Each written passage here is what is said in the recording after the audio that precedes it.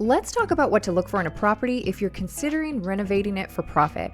That could be a fix and flip or a rental, but in either case, there's often many things people overlook or don't realize that can cost you thousands. So make sure to watch until the end. Welcome back to my channel, where we discuss the intersection of real estate investing and personal finance to create a life you love. In this video, I'm showing you clips from the Fix and Flip bus tour we hosted in Phoenix, Arizona in February 2024, where we took 2 busloads of people out to various properties to learn more about fix and flipping. If you like this sort of content and find the information helpful and valuable, don't be scared to smash that like button like it's demo day. Okay, let's dive into the 4 main things you need to consider on a renovation before you buy it. Number 1 is going to be the major components. Often people tell me that they want to get into rehabbing for the design, the before and after, that they love watching HD TV. Now, I know this is coming from a good place, but those are really cosmetics and aesthetics and don't reflect the reality of what usually all goes into putting out a solid product. I mean, no one ever says, I want to replace the roof and find out a month after I close that the electric all has to be replaced.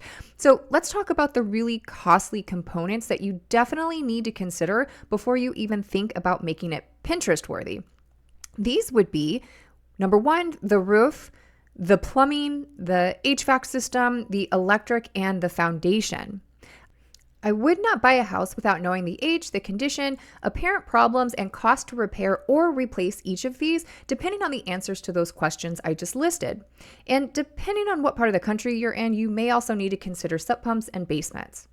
Number 2, the full market value after the renovation. This is the number that actually anchors all other metrics. If you don't have a very healthy spread between 30 and 40%, you may be left breaking even or even losing money. If you're buying a property from a wholesaler, this is not the time to rely on any comps that they sent you. If you're a licensed agent, you should be pulling your own comps and also considering what's for sale in the area. And if you're not an agent, have a local agent find comparable properties based on what you plan on doing to the house. But even then, you need to be able to comb through those properties and make sure that they're actually fitting comparables. After all, it's you that's going to be the last one that's paid and also stuck with the property if they gave you incorrect or incomplete information. It's just to say, use an experienced agent with local knowledge, not just the wholesaler's numbers or your sister's buddy's cousin's brother who just got his license. Number 3, the cost of the renovation. Now, this may seem like an obvious line item, but it's also where most people contemplating renovating a property get overwhelmed or stopped altogether.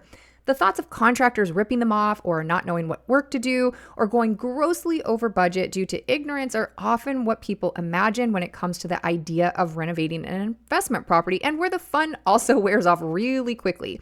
This is a short video, so my short insight is to find an investor-friendly general contractor or contractors that can mimic a scope from another surrounding comp to apply to your property and give you a specific bid for that.